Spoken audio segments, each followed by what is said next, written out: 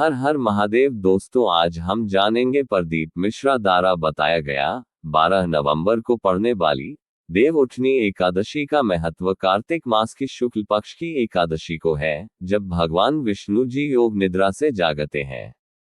इस दिन विशेष पूजा और व्रत का आयोजन किया जाता है, जिससे सभी मनोकामनाएं पूर्ण होती हैं। 2024 में यह तिथि 12 नवंबर को है। इस दिन भक्तों को तामसिक भोजन का त्याग करना चाहिए और ब्रह्म मुहूर्त में स्नान कर भगवान विष्णु की पूजा करनी चाहिए। पूजा में फल, फूल, धूप, दीप और मिष्ठान का समावेश होता है। उपवास के बाद संध्या में पुनः पूजा की जाती है और फलाहार किया जाता है। इस दिन विशेष उपाय करने से आध्यात्मिक उन्नति और धन की स्थिरता प्राप्त की जा सकती है। लक्ष्मी को स्थिर रखने के लिए कई उपाय बताए गए हैं, जैसे कि भगवान विष्णु की पूजा करना। जहां विष्णु की उपासना होती है, वहां लक्ष्मी स्वयं आती है। इस वीडियो में बताया जाएगा कि कैसे लोग अपनी मेहनत के बावजूद सफल नहीं हो पा रहे हैं और किस प्रकार से वे अपनी किस्मत के ताले खोल सकते हैं। इसके साथ ही रोजगार के साधनों की जानकारी भी दी जाएगी, जिससे बेरोजगार व्यक्तियों को रोजगार प्राप्त करने में मदद मिलेगी। धन, सुख, संपत्ति और धर्म की प्राप्ति के लिए सरल विधियों का उल्लेख किया जाएगा, जिससे भक्त अपने जीवन में सकारात्मक परिवर्तन ला सकें।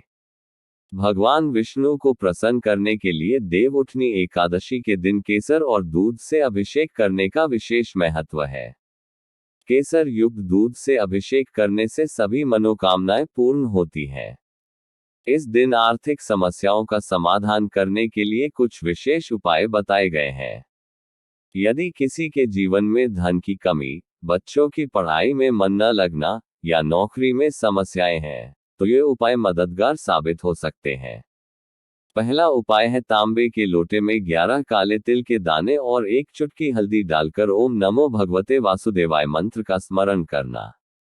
इस जल का उपयोग स्नान के पानी में मिलाने या शरीर पर छिड़काव करने से जीवन में सकारात्मक परिवर्तन आ सकता है। दूसरा उपाय है 1 लोटा जल में 1 साबुत चावल का दाना और 1 हरा मूंग का दाना डालकर शिवलिंग पर समर्पित करना। चावल का दाना टूटा हुआ नहीं होना चाहिए। इसके साथ बेलपत्र का भी उपयोग किया जा सकता है। ये उपाय न केवल धन की प्राप्ति में सहायक होते हैं, बल्कि घर में शांति और समृद्धि भी लाते हैं। इन उपायों को करने से व्यक्ति की मनोकामनाएं पूर्ण होने की संभावना बढ़ जाती है और जीवन में आने वाली बाधाएं दूर होती हैं। बेलपत्र का उपयोग करते समय यह ध्यान रखना आवश्यक है कि वह कटा फटा न हो और उसकी डंडी में दूध न हो।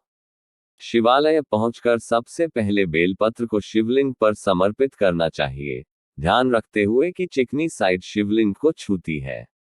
इस दौरान अपनी विशेष मनोकामना का स्मरण करना चाहिए, चाहे वह धन, व्यापार, नौकरी या विवाह से संबंधित हो। इसके बाद लोटे में रखा जल पहले श्री गणेश जी के स्थान पर समर्पित करना है, फिर शिवालय में अन्य देवताओं के स्थानों पर जल अर्पित करते हुए मंत्रों का जाप करना चाहिए। जब जल का छिड़काव करना हो, तो तांबे के पात्र में जल लेकर 2 तुलसी के पत्ते लेना चाहिए।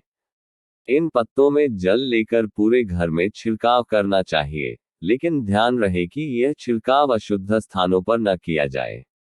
इस प्रक्रिया के दौरान ओम नमो भगवते वासुदेवाय या ओम महालक्ष्मी नमः का जाप करते रहना चाहिए। इस उपाय से घर की नकारात्मक ऊर्जा समाप्त होती है और सौभाग्य की प्राप्ति होती है। पूज्य गुरुजी द्वारा बताए गए ये उपाय विशेष रूप से एकादशी के दिन किए जाने चाहिए, जिससे जीवन में सकारात्मक परिवर्तन आ सके। इसी प्रकार की वीडियो देखने के लिए चैनल को लाइक और सब्सक्राइब जरूर करें और कमेंट में हर महादेव लिखें।